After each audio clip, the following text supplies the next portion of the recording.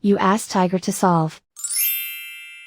This deals with linear equations with one unknown. The final result is b equals 5. Let's solve it step by step. Group all constants on the right side of the equation. Subtract 2 from both sides. Group like terms. Simplify the arithmetic.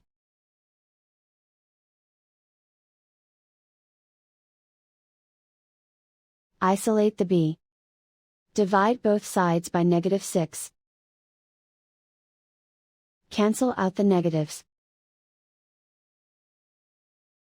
Simplify the fraction. Cancel out the negatives.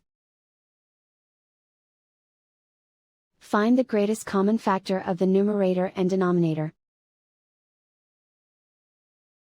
Factor out and cancel the greatest common factor.